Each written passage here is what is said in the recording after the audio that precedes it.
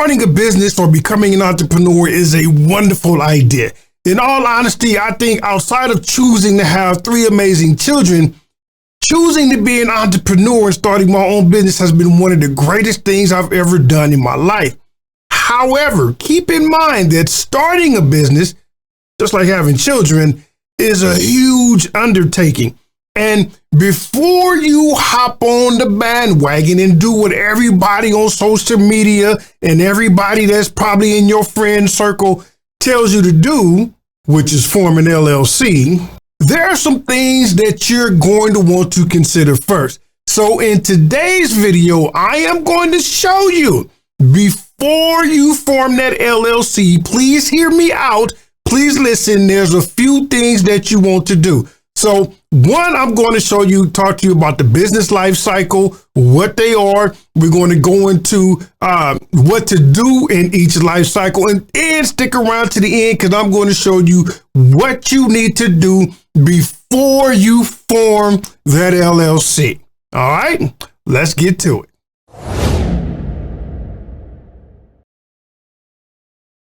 What is going on, family? It's your favorite uncle, cousin, Tyrone Gregory, the self-employed tax guy, here to let you know that, yes, I do want you to form your business. I do want you to be a successful entrepreneur. I want you to get to the bag. I want you to take vacations. I want you to have fun and all of that. But I also want you to be very strategic and smart about every step that you take when doing so. And so in this video, I know that LLCs and business, for some odd reason, thanks to social media, is very synonymous, and LLCs is viral. But guess what? It's not the best thing to do when you're starting your business. So like I said in the beginning, here we are going to talk about what you need to do before you form that LLC. So let's get right to it. The first thing that we want to talk about is this. We want to talk about the 3 life stages of a business, and very similar to us as human beings, the 3 life stages of a business, because technically, if we look at the definition of a business, it is something that exists outside of us, right? But it, in some instances, is like us. So there are the life cycles very similar to human, and let me get to it. And they are infancy, adolescence, the little rebellious teenage stage there. And then there is the grown folks side of the business. Again, as you can see, very similar to us here in life. Now, what we're going to talk about today is understanding those 3 stages. That's important. Like I said, before you form the LLC, I want you to take a breather. I want you to slow down, take a pause. Hear me out, okay? Hear me out. Let's get back to it. First thing, let's talk about the infancy. The reason that I'm talking about this here, right? The reason we're about to go through these stages of life is because when you are in, or sort of where you are in your life, in your business's life cycle, is going to determine what steps you should take. Okay? Very simple as that. Where you are in the life cycle of your business, that's what's going to determine what steps you take. Remember, I said I want you to be very strategic and specific. And the reason is because the whole point, or sort of say one of the whole points of your business, is to make money. Let me put myself fully on screen here. Your goal as a business, or one of your goals as a business, is to make money to support your lifestyle, right? But statistically speaking, and you can Google the stats, go look up the Small Business Administration, look at the U.S. business labor statistics. Statistically speaking, more than 80% of business owners who start their business shut down their business within the first couple of years because they run out of money, which tells us that we need to be very strategic with every single dollar we spend, which is why I'm telling you that you need to make those decisions based on where you are in the business life cycle. Got it? All right, so let's get back to it. Here we are, the infancy stage. When you're in this stage, you are just coming up with the idea. It's like, man, you're like, hey, I got this idea. I saw something that came to mind. I want to turn this into a business. When you are there, you are at the infancy stage, right? Nothing is happening yet. It's just an idea. And think about that. We come up with ideas all day long. We come up with ideas in our sleep, right? Like if you like me, I sleep with pen and paper next to me. Well, now I got my Remarkable, but I sleep with it next to me because every time I wake up out of the dream, like, oh man, that was a good idea. Got to write that down. We can do that all day long. That doesn't make us a business owner just having the idea. It is part of the life cycle, but that's not what makes us a business owner. So we have to be mindful of that. So in the infancy stage, we just came up with the idea. Here is where we want to identify our core target customer. Again, we've come up with the idea. Now, who is this for? Who is this idea going to benefit? From there, we want to clear, and this is in part, like if you're taking notes, put an asterisk by this. Clearly identify the pain points of your target customer. I cannot express enough how important this step is in the infancy stages of a business. And then finally, what you want to do in the infancy stage is get some folks to test it out. Again, looking at this, when you've just come up with the idea, right? You get that feeling right here in your gut, like, oh, this is a winner. I'm going to do something big with this. Go through the infancy stages, identify your core target, right? Those are the people who are going to benefit the most. This is who you're solving the problem for, which brings to the next point, right? Identifying the pain point. If there is no pain point for your customer, who's going to want to buy anything? If you're not clearly identifying, well, this is specifically what my product and or service is solving, then it will never grow past the infancy stage. All right. So, and then of course, get some folks to test it out. Ideally, you want to get your target market to test things out, but friends and family will probably be good because hopefully they'll be honest with you and be like, it worked or it didn't work, or this is good or it's not good, but you'll know from there. All right. Next thing you want to do is, or should I say the next stage in the life cycle, is the adolescent, the teenager, right? They grown up a little bit. The business has grown and been through its struggles. We've did our work. And at this stage, here is where we want to develop the brand. And what I mean by develop the brand, that's where you want to come up with your logo. That's where you want to come up with your brand color. This is where you want to develop your fonts, right? Everything that you use that the customers are going to be able to look and see and be like, this imagery, right? This brand, this whole palette of colors and fonts and designs, this is associated with this brand.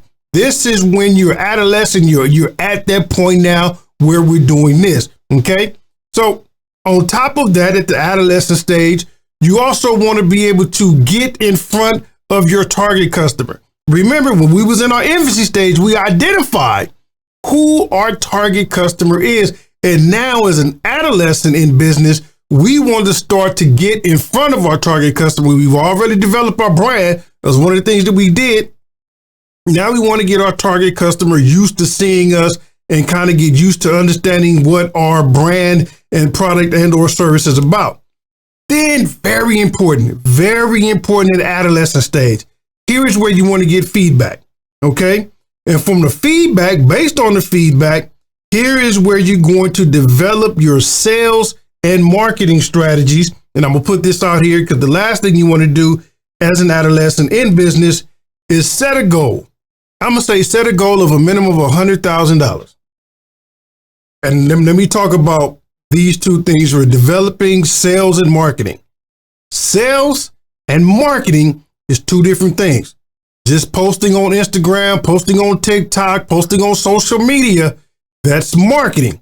That's not sales. Okay, I want us to understand. No people was like, well, if you post enough, then you're making sales. that's not always true. I think the stats show that maybe when you're posting on social media, maybe only 30% of your audience sees what you post. So that's not sales, right? You're trying to get sales to a whole lot more people. So do understand that. And setting a goal of 100,000 is real important in the adolescent stage, because if you can reach that stage, guess what? You're ready for the next one. And the next one being adulthood. When you've reached adulthood, you have reached what is called the grown folks business level. And at this level, your goal is to be earning 100,000 net. Notice I said net, not gross. Okay. And in order to get the net, you want to take your gross amount, subtract out your expenses, and what's left, that's the net. So this number here, the bottom part that's left over, that is the goal. Earning 100,000 net income annually. That's the minimum.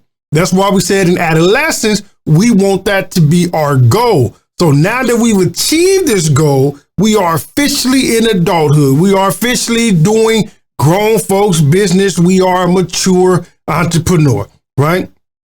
So with that, now that we've earning 100,000 net annually, we want to start putting systems in place. Not only do we want to put systems in place, we want to make sure that the back office is organized. And what I mean when I say make sure your back office is organized, I mean make sure we have budgets, make sure that we are prepared for taxes. We are paying our taxes quarterly. Remember, we are in adulthood. We are doing the responsible thing. We are adulting in our business at this point, right? All of these things, we're earning 100 net K. Systems are in play. The back office is organized, which also means in adulthood that you could at this point be hiring people. In adulthood, you don't necessarily have to be the one doing everything. Hopefully in adulthood in your business, you're not the one doing everything in your business. You at this point have employees that are doing some of these things for you, okay? So getting back to it, now that the back office is organized, another great thing you want to do is at this point, when you are in adulthood, you are paying yourself a salary from the business. Hi, I'm back. Paying yourself a salary from the business. In infancy, no money is coming in. We are developing the idea, getting it out there, right? In adolescence, well, you know, we have the product, we worked on the brand, we're getting it out there in front of customers, we're making some money. So hopefully we're doing it strategically. We're not blowing the money we get. We're reinvesting it back into the business because we want to get to adulthood, okay? And we're really not paying ourselves. We may be taking draws because, yes, we need to live, right? We got bills to pay. So we're taking draws out of the business, which is different from a salary, okay? So, but when we get to adulthood, we are now paying ourselves a salary from the business. Understood? That's the complete difference there, meaning you're putting yourself on a W-2. Separating your finances from the business, which is real important. Put an asterisk by that as well. So also in adulthood, the very last thing that you should be doing is enjoying yourself. Simple. Enjoying yourself. So recapping, when we get to this point, or you know you're in adulthood in your business when these things are happening, right? You're earning 100K net annually, which is yearly. You have systems in place. Your back office is there. You're paying yourself a salary from the business. You're taking a W-2, not a draw. You're taking a W-2, paying yourself, and the amount that you're paying yourself hopefully is enough to sustain what you need to live your life, right? And not really snatching anything from the business, because the business has to operate or be in existence without you. Okay. That's adulthood. And then because you're doing all of this, you are enjoying yourself. You're taking vacations. You're supporting your community. If you have a family, you're supporting your family. You are enjoying the benefits of being an adulthood in business. Okay. Now, the reason all of this is important, because like I said, before we form an LLC, we have to know where we are in our stages of business. Are we in the infancy stage? Are we in the adolescent stage? Or are we in the adulthood stage? All three of those are important. Hey, family, listen, I understand that the journey of entrepreneurship is definitely a difficult one. And I also understand that sometimes these videos that I produce don't always answer every single question, which is why you guys leave questions in the comment section. And I do my best to answer them, but unfortunately, I cannot get to every single question and comment that's there. So to help with that, I've developed the Self-Employed Pro online community. It is my private online community where I show up every single week and answer questions live within the community. And not only do I show up every week, you will get access to additional resources, additional workshops, and just another community of like-minded individuals who are on the road to success of becoming a mature entrepreneur. So if this sounds like something that interests you, yes, go ahead, click the link at the bottom, join the community. It is a paid private online membership, but the great thing about it is because all we do is talk business and taxes, it's tax deductible. So again, if that's something that interests you, if you really want to get help on this online journey, join my community, the Self-Employed Pro, and I will see you there. So now we get to the important part. What to do before you form your LLC. Let's talk about it. It is very simple. The thing you must do is decide where you are. If you are in the infancy stage of your business, spend absolutely nothing. Hear me out. Like I said, statistically, business owners run out of money fast. And the reason they run out of money fast is because they think they need to spend all of this money up front to get the business going. That's not necessarily true. If you be very strategic about every step, about every dollar, you'll see that, okay, in this stage of my business, this is what I need to be focusing on. Like I said, in the infancy stage, there should be very little to zero money being spent because all we're doing is developing the idea. We want to make sure that this idea is going to make money. So when we start spending money, we get money back. We don't always want money going out. We do want money coming in. And in the infancy stage, we're simply developing the idea. Will this idea work? What pain points is it solving? Who is it solving it for? That should not require a whole lot of money. It does require a whole lot of work because you're going to have to get out. You're going to have to talk to people. You're going to have to get out there, socialize and get out there, get from behind the computer. Right? You can do a lot of this on social media, but oftentimes when you have an idea and you want to develop it, you want to get out there where your target market exists, get out there and interact with them, listen to what they're saying, pick up on keywords. We're developing, right? And that should cost very little money. Yes, you may spend money on gas, getting to where they are. You may spend money on maybe like little networking events, very little money going out. Again, we're being strategic about every dollar we spend. Okay. Next is when you are in the adolescent stage. Here's where it's going to get interesting. Do not form an LLC. When you are at the adolescent stage, adolescent stage, form a DBA instead. Yes. Here in the adolescent stage, things are happening, right? We're developing the brand. We have our name. We like, oh, I want to protect my name, so let me get the LLC. Here's the thing. Not yet. Not yet. Not yet. Not quite there yet. LLCs do not provide trademark protection. They do not provide copyright protection. Yes, an LLC will protect your name in your state, but if somebody wanted to get that same exact name in the next door state, they can do that. Legally, they can, right? If somebody wanted to have ABC Corporation or ABC LLC in California, that ABC name is only protected in California. Somebody in Nevada, who's my neighboring state, can also form ABC LLC. And there can be two ABC LLCs operating at the same time on the web, which hopefully you can see whatever causes a problem.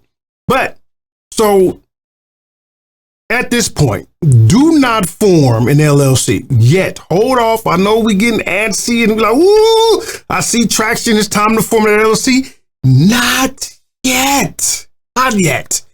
At the adolescent stage, form the DBA. Okay, let's do that. The DBA is going to allow you to still test things out. It is going to allow you to ensure that the brand is working.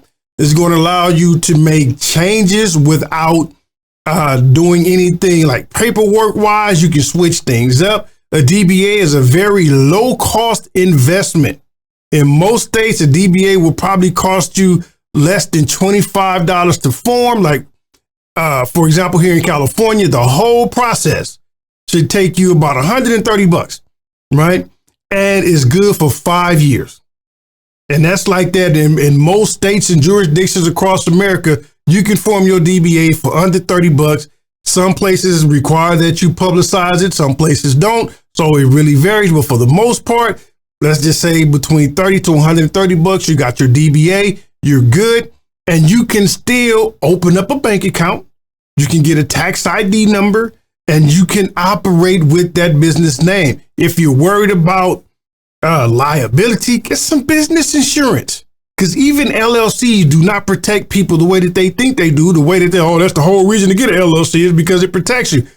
Read some court cases. You can Google LLC corporate veil piercing, and it will give you a list of court cases where LLCs have failed people. So it doesn't work the way people think, which is why I'm saying do not get it at this stage. Excuse me, do not get the LLC at the adolescent stage. Wait, be patient. All right. When we get to adulthood, then this is where we form the LLC. And not only do you want to form the LLC, you want to have it be taxed as an S Corp. Okay. When you get to adulthood, this is when I'm suggesting that you form the LLC. Let's recap. Remember, we've went through the infancy. We've developed the idea. We've identified our target customer. We've tested it out. Seemed like it's good to move forward with. Got into the adolescence. We've developed our brand, formed the DBA. Now we're actually in business, operating as our business, getting out there more with our customers, getting feedback, developing our product or service, making sure that it's solid. So now when we go into adulthood, we are making $100,000 net income per year. This is where the LLC makes sense, right? Because now we can have it be taxed as an S Corp. We can save money as far as our self-employment taxes goes, and with the S Corp, because remember I said in adulthood, we're taking a salary from our business. By forming an LLC and having it be taxed as an S Corp, this is where we make that happen. We've now separated us from our business. Our business is now paying us to live our lifestyle, and we're good. But the reason I say wait till we get to adulthood is because this is where the ultimate responsibility comes in. That having an LLC being taxed as an S Corp is a huge undertaking. There's a lot of things that have to be managed. That's why I say when you get to adulthood, you have systems in place.